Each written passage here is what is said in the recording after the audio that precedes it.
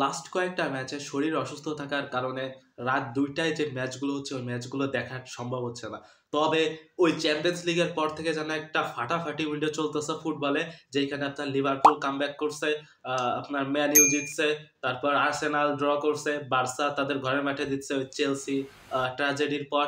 কিন্তু Real Madrid শেষ পর্যন্ত এসে পয়েন্টটা হারাইছে জিরোনার কাছে, যার কারণে বার্সা এখন পয়েন্ট টেবিলে শীর্ষে অবস্থান করতেছে। এইটা বার্সা ফ্যানদের জন্য অনেক বড় একটা খুশির খবর। এবং আমরা যারা বার্সা ফ্যান আছি সত্যি ওই যে চেলসি ম্যাচের পরে এতটা ফ্রাস্ট্রেটেড ছিলাম, হতাশ ছিলাম, এই যে যে বার্সাকে টপে দেখে যে আনন্দটা লাগতেছে এটা কিছু হইলে ওই ফ্রাস্ট্রেশনটাকে কমাই দিচ্ছে। কিন্তু রিয়াল মাদ্রিদ তাদের ছন্দ কিন্তু একদমই খুঁজে পাচ্ছে না।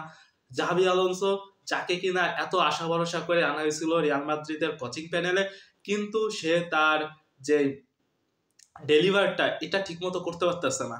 সে তার ট্যাকটিক্স এবং তার যে সামঞ্জস্যটা এবং প্লেয়ারদের মধ্যে যে কম্বিনেশন এটা সে খুঁজে পাচ্ছে না। সে লিভারকুসেনে যে কম্বিনেশনটা চালাইছে এইখানে এসে ওই কম্বিনেশন খুঁজেই পাচ্ছে না। মানে এরকম একটা মুহূর্তে গুরুত্বপূর্ণ ম্যাচে রিয়াল মাদ্রিদ যখন পয়েন্ট হারায় তখন একটা হতাশা তো দেখা দেবে, এবং রিয়াল মাদ্রিদের কোচিং প্যানেল থেকে শুরু করে তাদের টিম এবং টিমের যারা ফ্যান আছে সবার জন্য খুবই একটা বাজে মুহূর্ত যাচ্ছে এই সময়ে। কারণ এখন তারা লা লিগার পয়েন্ট টেবিলের দ্বিতীয়তে অবস্থান করতেছে, বার্সেলোনা তাদের টপকায় গেছে, প্রথমে অবস্থান করতেছে বার্সা। পরের ম্যাচ বার্সেলোনার অ্যাটলেটিকো মাদ্রিদের বিপক্ষে, ম্যাচটা কিন্তু অনেক কঠিন হবে। এই ম্যাচ নিয়ে পরে আর একটা হয়তো ইনশাল্লাহ ভিডিও আসতেও পারে। তবে এখন রিয়াল মাদ্রিদের বিষয়ে কথা বলি। জাভি আলোনসো, তার কোচিং নিয়ে কিন্তু আপনার সন্দেহ থাকার কথা না, তবে সে তার যে ট্যাকটিক্সটা হয়তো এখানে এসে মেলে ধরতে পারতেছে না। কেন যেন সে এখানে মানায় নিতে পারতেছে না রিয়াল মাদ্রিদে। জাভি আলোনসো মতো হাই প্রোফাইল কোচ রিয়াল মাদ্রিদে এসে মানায় নিতে পারবে না, এটা একটা অবিশ্বাস্য ব্যাপার। তবে এখন যেন বিষয়টা দিন দিন আরো স্পষ্ট হয়ে উঠতেছে। জাভি আলোনসো বড় টিমের এগেনস্টে ভালো করতে পারতেছে না, তারপর আপনার ম্যাচে যে ফল বের করে আনতে পারতেছে না। মানে কোচিং প্যানেলের সবাই এবং টিম ম্যানেজমেন্ট যেন জাভি আলোনসোর উপর থেকে ভরসাটা হারিয়ে ফেলতেছে। জাভি আলোনসো এখন নিজেও হতাশ, তার ম্যাচের শেষে তার এক্সপ্রেশনটা দেখলে মনে হবে যেন সে খুবই ফ্রাস্ট্রেটেড।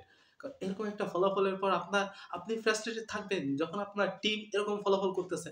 এমবাপে গোল না করলে কোনো প্লেয়ার গোল আসতেছে না, কারোর কাছ থেকে ইম্প্যাক্ট আসতেছে না।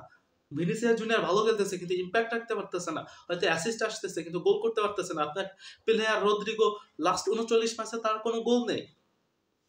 এটা হতাশার বিষয়, এটা অনেক বড় একটা ফ্রাস্ট্রেশনের মধ্যে দিয়ে যাচ্ছে রিয়াল মাদ্রিদ এই মুহূর্তে।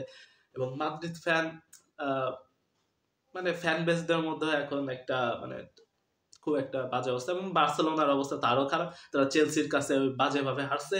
এরপরে নিজেদের ঘরের মাঠে শত ভালো খেলতে পারে নাই। তবে খুশির বিষয় পেদ্রি ব্যাক করছে, এবং ব্যাক করে সে তার মাস্টার ক্লাস কিছু শো করে দিছে, যেটা বার্সা ফ্যানরা একটু হলেও খুশি হবে এবং একটু হলেও তারা মানে আনন্দে থাকবে আর কি। তবে অ্যাটলেটিকো মাদ্রিদের সাথে বার্সার ম্যাচটা অনেক কঠিন হবে, অনেক কঠিন হবে। বার্সার ডিফেন্সের যে অবস্থা অনেক কঠিন হবে। তবে দেখা যাক বার্সা এবং এই আপনার হান্সি ফ্লিক সবসময় বলে আমরা নতুন ট্যাকটিক্স না, আমরা যেই সমস্যাটাই আসুক সে তার হাই ব্যাক লাইনে খেলবে এবং তার মধ্যে একটা জেদ আছে। এবং দেখা যাক সে তার জেদটাকে এবং ট্যাকটিকটাকে কতটুকু কাজে লাগাতে পারে অ্যাটলেটিকো মাদ্রিদের বিপক্ষে। তো লেটস সি ইট।